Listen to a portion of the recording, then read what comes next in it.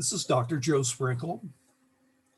The video today will be on the Songs of Ascent, and those are the psalms that have as a part of their superscript the statement Song of Ascent in the superscript, and that is found in Psalms 120 all the way through Psalm 124. First of all, an introduction to the Psalms of Ascent. Again, it's in the superscript that is the designation. That's where we get the label. And the question is, well, what exactly is a Psalm of Ascent? And there is no agreed upon interpretation as to what the Songs of Ascent are. So let me give you some of the theories. One of the theories is that it refers to the step-like repetition of certain words or phrases in successive verses. And people will look at the successive repetition and step-like repetition in Psalm 21, verses 1 and 2, and then verses 3 and 4, and then verses 5 and 6. But these psalms don't have these features uniquely, nor are they uniform throughout Psalm 120 through 134. And so this does not convince scholars that that's the right interpretation of them. A little more plausible is the theory that's found in the Jewish tradition in the Mishnah, in the Medot 2:4 and Sukkot 5:4, which says that these were the 15 songs that were sung on the 15 steps leading to the temple. Perhaps the singers would be on the first step and then go up to the next step and all the way up all 15 steps, singing each song successively. And although that has a certain plausibility about it, it might be midrashic interpretation or possibly later liturgical usage rather than the original meaning. And in any case, the steps that the Mishnah are referring to are the steps of Herod's temple long after Old Testament times.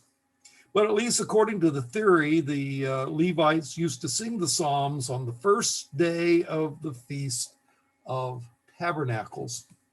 That would be Sukkot. Another theory is that ascent has to do with the ascent or return from Babylonian exile. When you went up from Babylon to Jerusalem, it would use the language of going up to Jerusalem. You'll have that in Ezra chapter 2 and verse 1 and Ezra chapter 7 and verse 9. Even today, Jews that immigrate to Israel are said to do aliyah, which has to do with going up. And so perhaps this has to do with the return from exile. But some of these psalms assume that the exile is over, Psalm 126. Some seem to date to the time of David and therefore are pre-exilic, Psalm 122, 124, 131, 133. And some assume the temple has already been built or rebuilt, Psalm 122, Psalm 134. And Babylon is simply not a terribly important theme in these psalms, which makes me doubt that this theory is the correct one. There are a number of minor proposals. One is that ascent has to do with loud or high voice.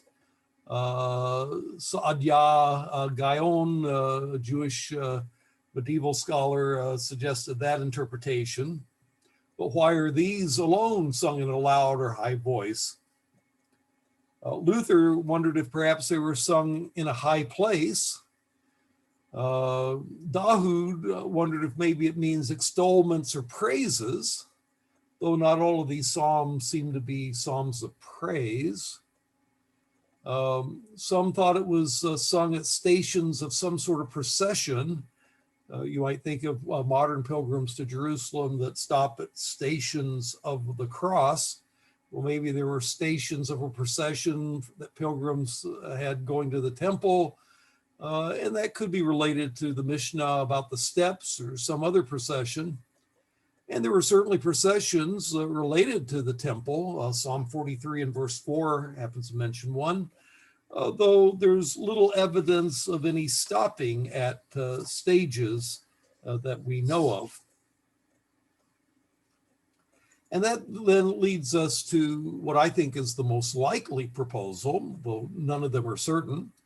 And that is that these were songs, a collection of songs that came to be particularly sung by pilgrims when they went to Jerusalem to celebrate one or another of the three pilgrim feasts.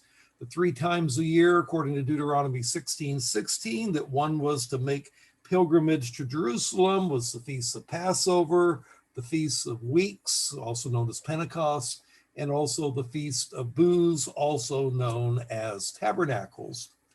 And perhaps it was on these occasions that these songs were especially sung.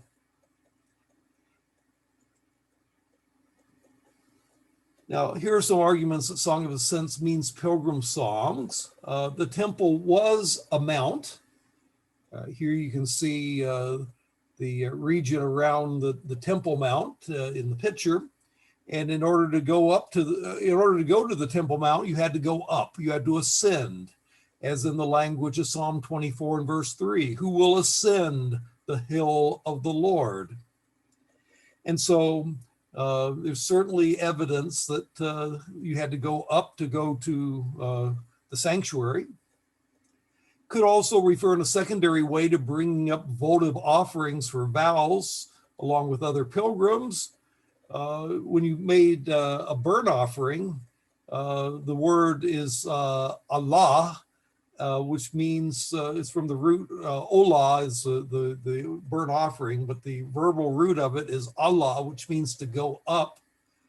And it was also going up was used to presenting an offering on the altar in places like Leviticus 2:12, 1 Kings 18:29, and Psalm 21 and verse 19. So it could be a psalm where they would go up to the temple, they would burn up into the air, burn offerings, and they would offer up sacrifices of various sorts to the Lord.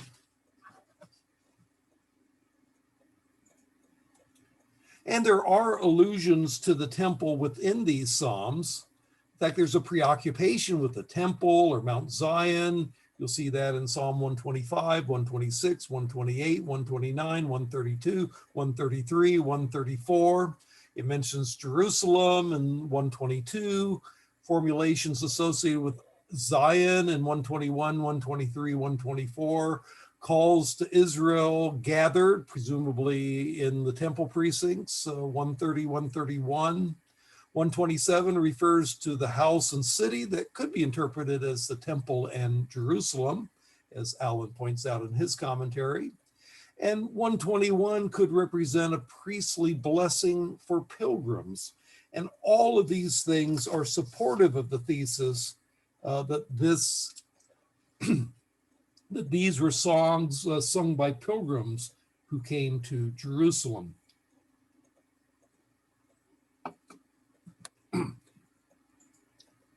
So that's my introduction to the Psalms of Ascent, and in subsequent recordings, I will record some analysis of some of these Psalms, namely Psalm 121, Psalm 122, Psalm 126, and Psalm 133. And that's my introduction to the Songs of Ascent. I'm Dr. Joe Sprinkle.